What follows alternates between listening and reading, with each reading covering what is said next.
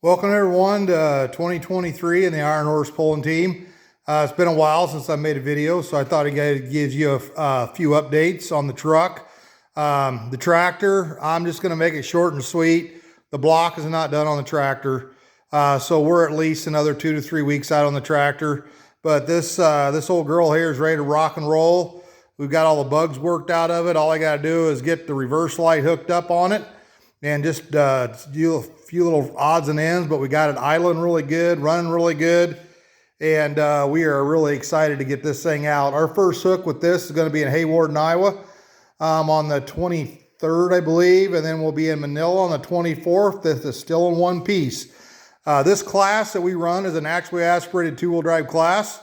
That means it has to be naturally aspirated, no blown, no nitrous, just like I said, it's a naturally aspirated motor. The cubic inch limit's 540 cubic inches, and we have a head rule in this class where it has to be 24 degrees standard heads, no spread ports. So that means no Hemis, no spread port Fords. They got to be the regular ports, and the degree angle on the valves has got to be 24 degrees, which is pretty much stock on a big block Chevy.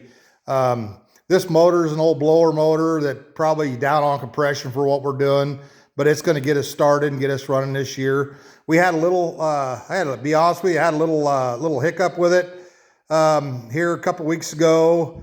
As you can see, this is a push rod, and the ends are supposed to be like this on both ends. One of the push rods melted.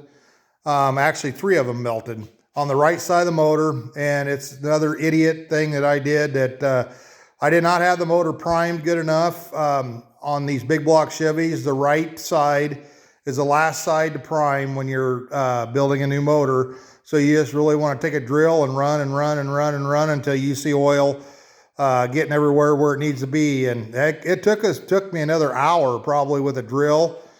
And I ended up getting a big cordless drill, or not a big cordless, but a big corded drill. And then my wife, we took all the spark plugs out of it. And the wife just sat there and cranked the motor over every 4 or 5 minutes. And then I would spin the motor, or spin the oil pump. And we finally got oil come to that side. We're going to go to a 20-50 oil instead of a straight 50 on this. We run Brad pin oil in this. So we're going to go to 20-50 to make it a little thinner at startup. But with this motor and being naturally aspirated, we shouldn't have no bearing issues and heavy load on the bearings. So, another thing I'd like to do is I'd like to thank my sponsors that I got, Hamill Trucking here in Jefferson and Wright Club Lambs in Scranton. They've been a big support to me and helping make this dream come true.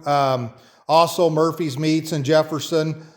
Check out their website. They've got a business where they sell home-raised beef. And they're going to be opening up a new locker here in Jefferson here in the next 30 days to sell their own raised meat. Beef, and then they have some pasture-raised pork that they're working with some other people. Wright Club Lambs, they're big into raising, just like the name says, club lambs. They had some winter. I believe they won Arizona last year with their lambs, and also they won Missouri State Fair with some lambs that they had down there last year. So that's kind of where we're at with the truck. Also, Hamill Transport here in Jefferson. He will get you...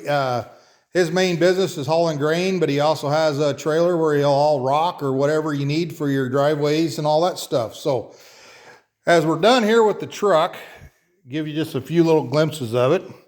I'm going to pause this and I'm going to go outside and I'm going to show you the hauler that we've been working on.